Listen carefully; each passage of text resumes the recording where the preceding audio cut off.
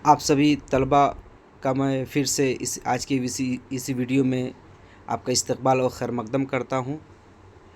ये जो सबक है ये कि आप जान पहचान जो नवी जमात के लिए किताब है, एनसीईआरटी की जो सीबीएसई बोर्ड के स्कूल में अक्सर पढ़ाई जाती है, उनके लिए है।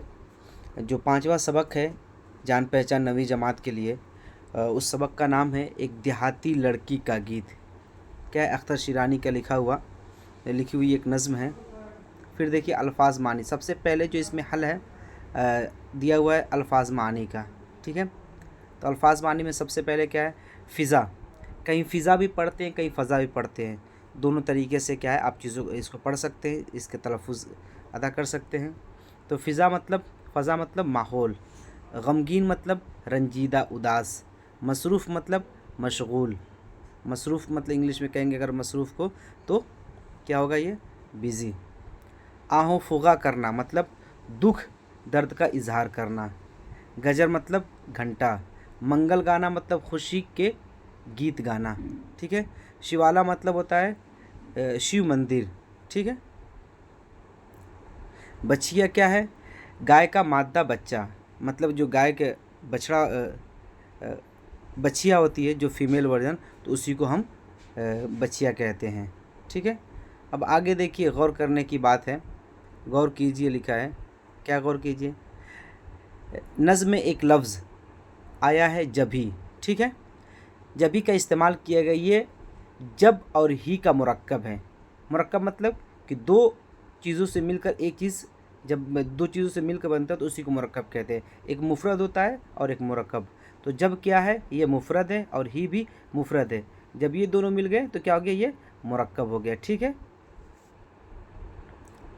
फिर देखिए, इसी तरह ही के इस्तेमाल से बनने वाले दूसरे अल्फाज भी हैं, जैसे तब, एक ये है, और ही। तो इससे तब और ही दोनों को मिला के क्या हो गया? इसका मुरक्कब तभी हो गया। अब इसी तरह फिर आगे क्या कर रहे हैं? अब और ही मिलाकर अभी बना। अब और ही को मिलाकर अभी बना दिया गया। कब और ही मिलाकर मिलाकर क्या बना दिया गया? कभी बना दिया गया। ठीक है। अब आगे देखिए क्या चीज़ें बता रहे हैं। नज़्म में आहो फुगा की तरकीब भी आई है। ठीक है। इसमें दो अल्फाज आह और फुगा को मिलाने के लिए वाव का इस्तेमाल किया गया है। ठीक है। ये इस वाले वाव को इस्तेमाल किया गया है। यहाँ वाव के माने और के हैं। ठीक है।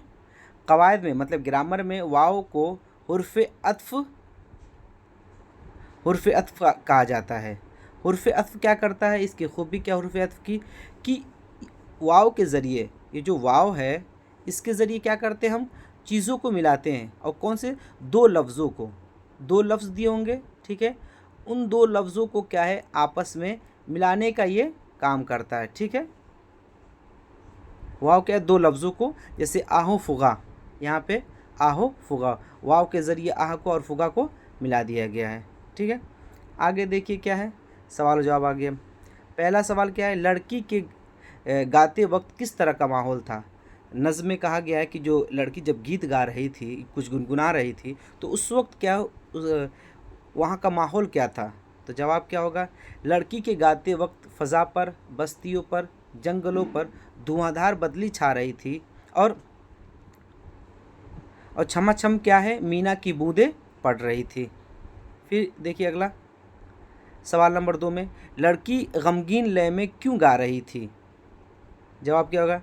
लड़की गमगीन लय में इसलिए गा रही थी क्योंकि शायद वो अपने ससुराल में है और उसको अपने माँ बाप की याद आ रही है। ससुराल में अक्सर लड़कियां होती हैं, तो जो उनका मायका होता है उस उनको उस माँ बाप, भाई बहन और मोहल्ले के दोस्त, जो सखियां होती हैं, उनकी उनको याद आती है, इसलिए उस याद में वो रोती हैं या उनको याद करके दुखी होती हैं, उदास होती हैं। और सवाल नंबर 3 में क्या है? लड़की किन चीज़ों से बेपरवाह होकर गा रही थी? जब वो गा रही थी तो उसके इर्द गिर्द क्या क्या एक्टिविटी, सरगर्मियाँ हो रही थी, और उसको उसके एक्टिविटी और सरगर्मियाँ की कोई ख़बर नहीं थी, उसकी तरफ वो तवज्जो नहीं दे रही थी। तो जवाब क्या होगा कि मंदिर में घंटी की आवाज़ से, चिड़िया के घने जंगल में मंगल करने से, बकरी के मेमे करने से, बछिया के कहीं चिल्लाने से बेपरवाह, ठीक है, यहाँ पे इसको बे कर लीजिएगा। बेपरवाह होकर लड़की अपने लय में गा रही थी, अपने धुन में क्या है, गाय चली जा रही थी। उसको इस बात की खबर नहीं थी या परवाह नहीं था कि उसके आसपास क्या क्या चीज़ें हो रही हैं। जब इंसान कोई अपने धुन में होता है तो उसके इर्द गिर्द जो चीज़ें होती हैं वो उससे अनजान हो जाता है, बेखबर हो जाता है और अपने धुन में अपने काम को करता रहता है। ठीक है,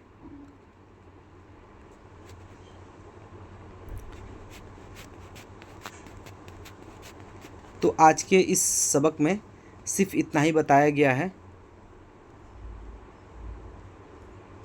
सवाल व जवाब तक ही ये सबक ये ख़त्म होता है। इंशाल्लाह फिर अगले वीडियो में एक नए सबक के साथ और सबक में जो मश्क दिया होता है उस मश्क के साथ हम आपके सामने पेश होंगे। तब तक के लिए अल्लाह हाफ़िज़। आप अगर इस चैनल पर नए हैं तो प्लीज़ आपसे गुजारिश है कि इस चैनल को सब्सक्राइब करें और अपने जो साथी हैं उनको इस वीडियो को सेंड करें ताकि वो भी इससे फ़ायदा उठा सकें और उनके लिए भी ये वीडियो कारामद साबित हो। तब तक के लिए अल्लाह हाफ़िज़।